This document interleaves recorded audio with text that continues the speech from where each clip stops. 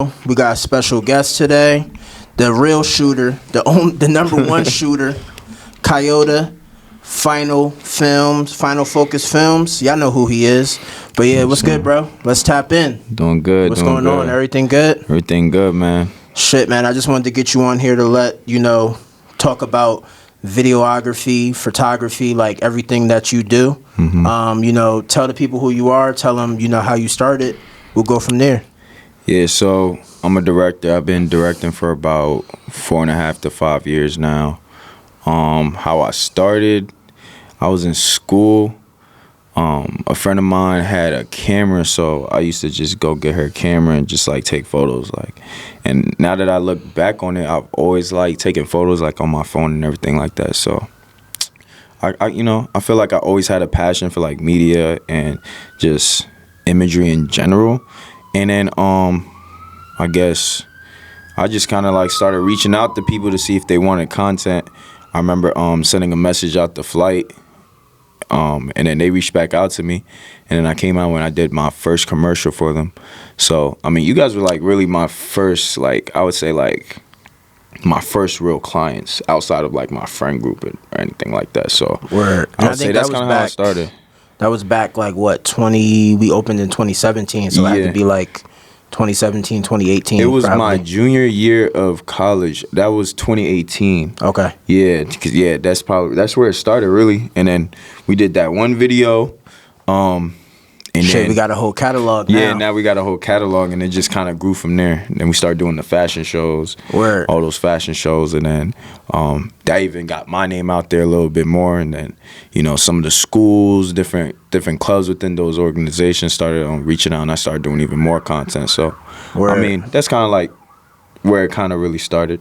Word. Yeah. Nah, that's what's up. Nah, definitely I remember that like 2018, we opened in 2017, and I remember like 2018 was when we wanted to start like tapping in and getting more content and videos out.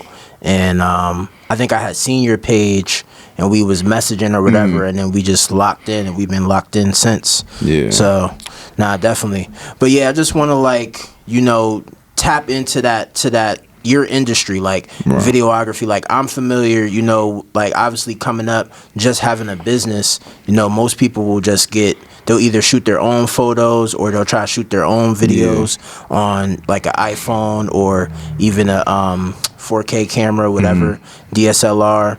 And it'll go like that. But now the way the game is now, it's like whatever kind of genre, business, or whatever you got going on, you either need a full-time camera person or you got to invest in like that type of equipment to put out that high quality content. Because I mean, you got YouTube, you got podcasts, you got influencers. Everybody's doing any type of video, digital content now. So it's important definitely to have like your setup and your camera game on point. So just talk to me about that. Like obviously you started off with us, we were doing like minute videos and reels and stuff like that, small stuff. But tell me how you kind of got more into like the music videos. I know that's like what you big on now. So I mean I started off just like doing music videos for my friends, just to try it out. And really what it came down to was just people wanted me to shoot them. So I shot a couple for my friends for free, and then we put it out there, and then like, the DMs started coming in like, yo, like I need you to do my music video. So like every time I did a music video, it was like practice, So like, I mean, I feel like I just happened to be good at them, or people believed me to be good at them, so then they kept booking, and I don't know, I just started growing that catalog and just kept shooting and shooting. And now I'm like fortunate to have worked with major labels, UMG, Motown, Interscope, and many other independent labels and things like that, doing big productions. I just got back from a shoot for Resilience, Ron Suno and JC. That was a big shoot. That was really dope. Can't wait for that to come out. But really what it was is just like, I was just having fun with it. I was just having fun shooting, making videos, and I guess it got out there and people saw it and they liked the quality, and so like, we just started working. Word, nah, definitely. That's definitely like how I got in contact with you, like, because I was big on, you know, I already had a camera, so like I could do, you know, kind of the bare minimum, and I could shoot my own content and get, you know, get stuff done, but not at like, I wasn't great at editing, you know, I wasn't great at like different angles and stuff like that. So that's why I definitely wanted to like work with a videographer, but quality was definitely like one of the things that was like most important to me, because you'll see people, and most people nowadays, well, I'm not gonna say nowadays, but like most people would just focus on photos, and like not too many people was decent with like video. So you'll find a ton of photographers, but not too many videographers.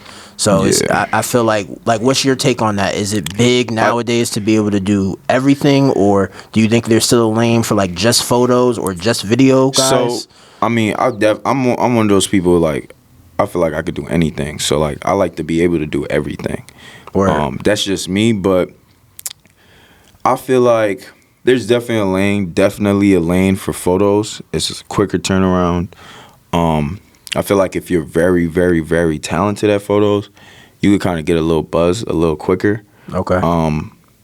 My only thing is that, like, I will say it's very saturated, because that's where everybody kind of starts, is photos. Yeah. I mean, and not everybody. Some people might start editing when they don't have a camera, and they'll just edit for people, things like that, because you could just go get the programs. You can get Premiere, you could go get Final Cut and start editing for someone who has a camera. You know what I'm saying? Yeah. So, but yeah, I feel like a lot of people do really start in photography, so there are a lot of them, and so that means there's a lot more competition. Yeah. You know, and so, but then with video, I feel like I'll say like the barrier to entry is higher with video, because the equipment is more expensive. Yeah. The gimbals, I mean, with photography, you don't need a gimbal. And then, you know, it's just like, really like, I mean, yeah, that's really what it is. I feel like personally, with videos, it's harder to enter that world, just because of how expensive the equipment is. And you could still enter it with little to no money, really, but if you really want it to be at that level of quality, you're gonna need some of the best equipment.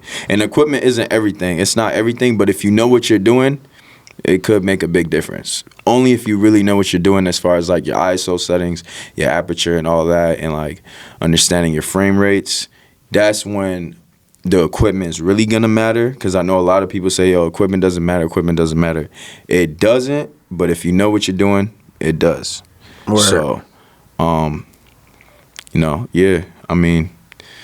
So you would say, like you said, obviously it's good to, like, for the people out there, just so that they know, it's good, like, if you getting started, most people, like you said, they're going to start just photography, and then most people, like, try to learn and get into videography, but like you said, being able to be a jack of all trades and kind of touch on everything, editing, photos, and video is, you know, going to keep you in the game long. For sure. If you could do everything, it's going to keep you in the game, because, like, there's seasons for this. Like, there's always seasons. Sometimes, like for me, sometimes I might not be getting a whole bunch of video bookings, but like all of a sudden I'm getting a bunch of photography bookings, and I take photos. You know what I'm saying? Like we did a couple photo shoots and stuff like that. Yeah. And I have a photo studio in my crib in Atlanta, so I still do the photos. You know what I'm saying? And you know, I enjoy doing photos too, just because like I could get them out quicker. You know what I'm saying? With videos, it's like you take a week, 2-3 weeks on the video. You still have to speak with the client as far as like revisions.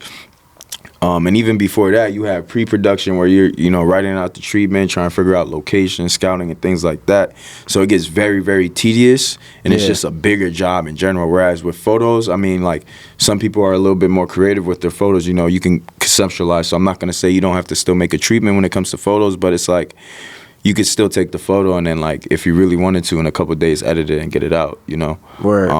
Whereas with video, it's just a couple more steps, which makes it just a little bit more difficult to complete a project for. But yeah, I feel like just being a jack of all trades is going to help you, because, you know, you don't want to be stuck doing one thing and then at some point lose passion for that. You know what I'm saying? Sometimes when I'm taking photos, I'm like, yeah, it feels nice to be taking photos right now and not doing a video. You know, or like sometimes we're like, I'll subcontract a cinematographer out in another city to go shoot a video for me. It feels nice to not have to go shoot it and just get the files and edit the video. You know, like, it's just nice to have different ways to be creative, and just to keep yourself inspired, just to keep, doing different things, and, still being a part of the community, but not having to play the same role every single time. Definitely, for sure.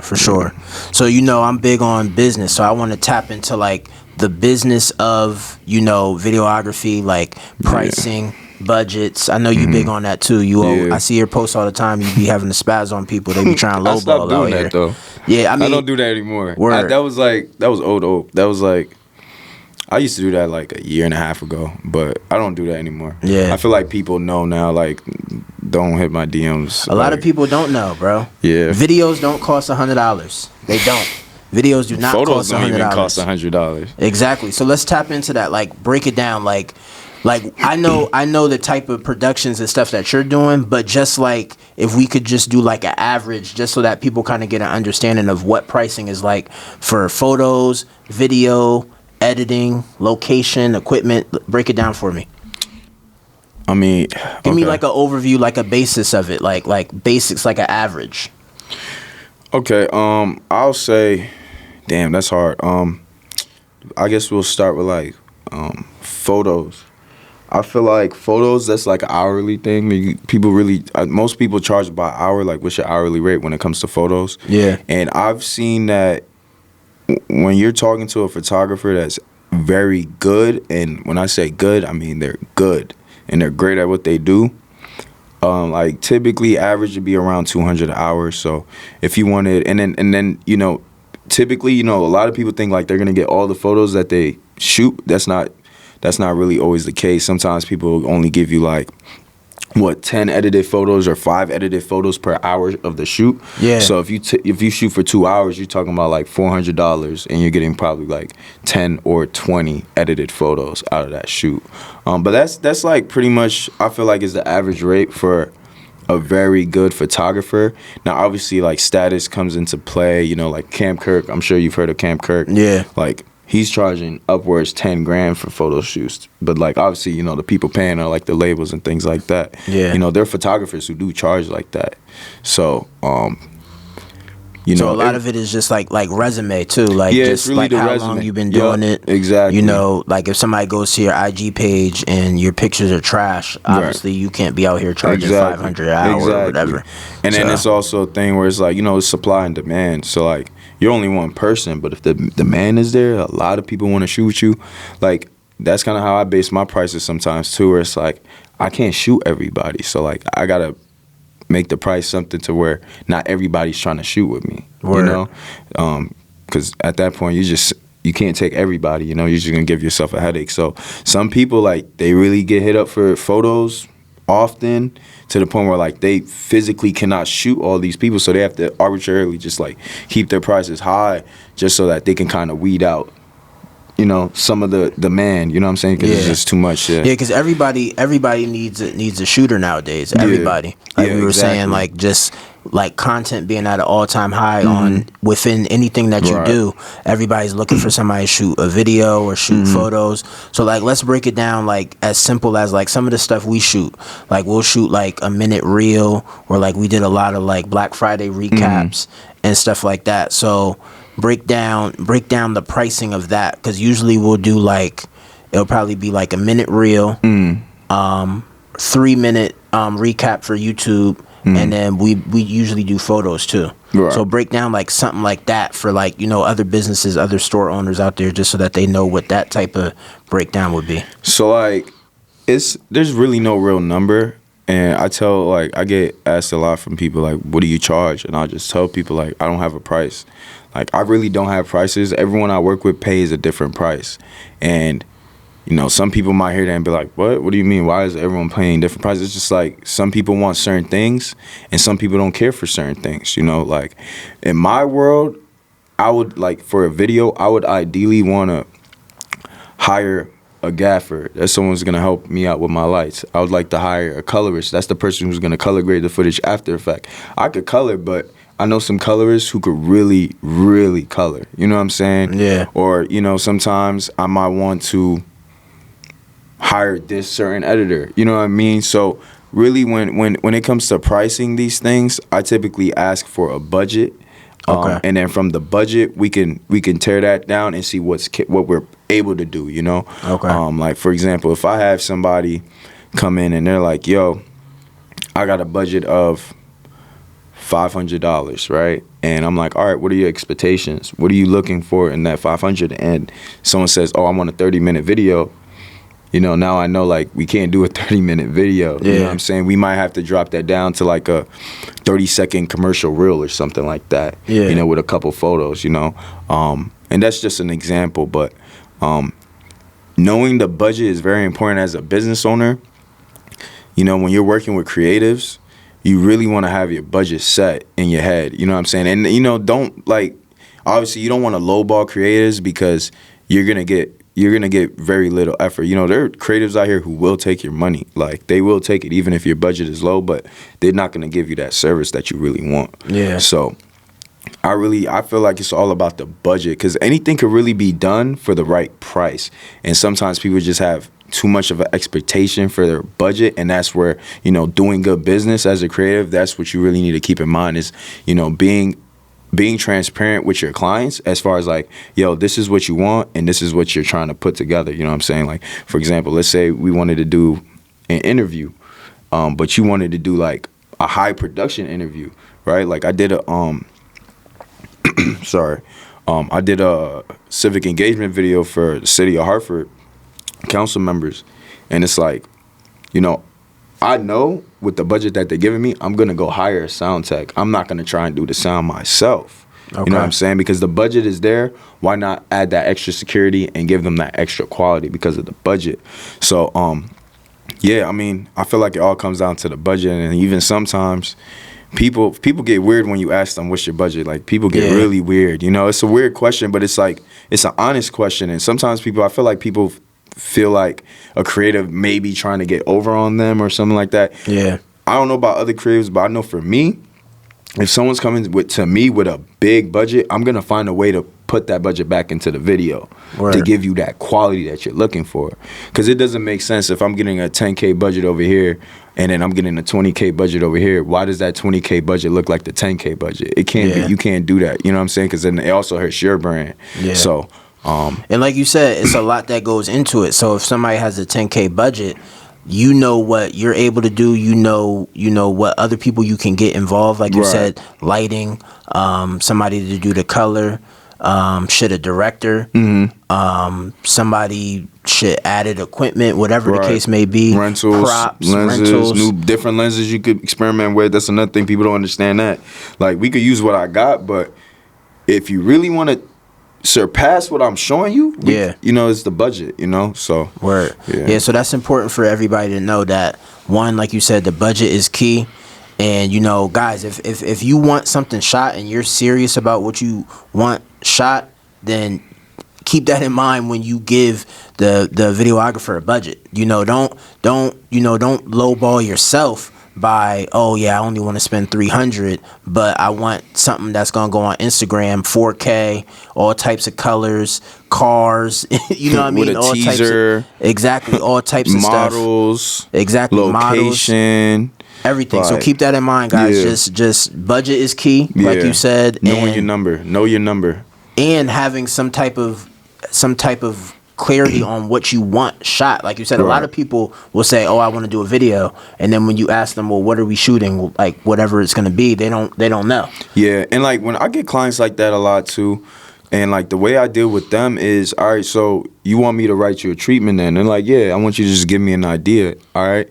And that's when I ask them, what's the budget? And then people are like, well, let's get a treatment and then worry about the budget later. I've had clients say that, and I'm like, how am I going to write a treatment, or I don't even know how much we're willing to spend here? Because now I'm gonna be running around in circles. So, because when I write treatments, like, you see my videos, like, they have casting, you know, maybe they have different things, props, locations, big locations. So explain to me real quick what a treatment is. So a treatment is pretty much the blueprint to the video or project. Let's just say the treatment is the blueprint to the project that you're working on. So, they include like storyboards, mood boards, and just the overall concept that you're trying to the overall concept that you're trying to achieve. Okay. But yeah, so like, yeah, sometimes people like, won't even like, they want a treatment because they don't really know what they want, but still not know their budget. So it's like, I think big. So when I want to write a treatment, I'm automatically trying to write $15,000, $20,000 treatments, but not everyone's gonna want to spend that. So if you're not gonna tell me a budget and I write you a $15,000 treatment and you look at it and you're like, how much is this? And I say 15,000, you're gonna shut me down right there and tell me I only got like 5K. Yeah. When you could have just told me you had 5K to start with. You know what I'm saying? So like that's another thing where it's like, especially if you're gonna hit up a creative to write you a treatment, creatives can't realistically write a treatment without a budget. It doesn't really make any sense because then you're just gonna go around in circles. Word. So that's why knowing your budget is really important too. Word. Nah, definitely. I needed like some clarity on that because, like you said, there's so many aspects that go into shooting the video, putting the whole production together, and I think a lot of people don't fully understand like how that works. It's like it's a lot more. It's the budget. It's like you said, it's the location. I've seen you shoot at like some crazy locations, which I'm sure like there's probably sometimes where you have to pay for the location. Yeah, locations, fire locations are like $500 an hour. Word. Yeah, like I shot at this high class gym in New York yesterday. How much did we spend on that location? It was $2,500. Wow. For the location. Yeah, just for the location. It was about, how many hours did we spend there? Like 5 hours. Okay. Yeah. I think it was like $500 an hour. And then today we shot at a club. That was $1,500. The most I've ever spent on a location, it must have been I think it had to be like a roller skate ring, and that was like $3,000. Word. Yeah. So locations is up there. Yeah. Keep that in mind too. It's a lot of aspects that go into this. Now I want to shift gears a little bit and touch on like what are some tips on just promoting like your brand through social media for the next man that's coming up. But what's like some tips, some things that you didn't know that you know now that you could share, with people for their journey? Okay. I feel like that's a hard question because I'm not really a big fan of social media anymore. Okay. I feel like when I started, social media was big. Like that got me a lot of people to tap in with me and everything like that. But now, like the people I work with have been like introduced to me by like different execs, different people I know, word of mouth. You know what I'm saying? Like, yeah. I feel like that's where most of my business comes now. Yeah, so that's like the level that you're at now. But like starting off for somebody that's just getting into it, they may have only been shooting not even a year, 6 months. Okay, I got something for you. What I did, or I'm not gonna say I deliberately did this, but what happened to really help me was working on big events. Like, so working on like for example those fashion shows where you have like, how many people are at the fashion show? Like 100, 200 people? Yeah, probably a couple hundred. Yeah, like events like that where you have a crowd, an audience. Yeah. You just know if you take photos at that event or do a video at that event, those 200 people are going to find that video and they're going to tap in because they were there. Yeah. So putting yourself out there to work events with a huge audience is going to help you a bunch. Get the video out. Get the video out within 48 hours. Watch. All those people are going to tap in. And if your video is fire or if your photos are fire, they're going to tap in. So I would say as far as like marketing yourself, you got to just make sure you put yourself in position to get exposure for real. Like you just got to work events that have a lot of people involved. And like in the same respect, you could say you could work with, celebrities and that, I mean, you're not working with a huge crowd, but they also do have a following, so like if you do something really dope with a big name person, people are more likely, most likely gonna tap in with you just because like, everybody knows this person, you know what I'm saying? Like, so yeah, working with huge audiences, people with following, but like the most important thing, like all of that definitely helps, but the most important thing is just making sure that your content is dope and it's different and that it's original. You know what I'm saying? Like, you want people to, you know, if your work comes up on their timeline, you want people to stop and look at it.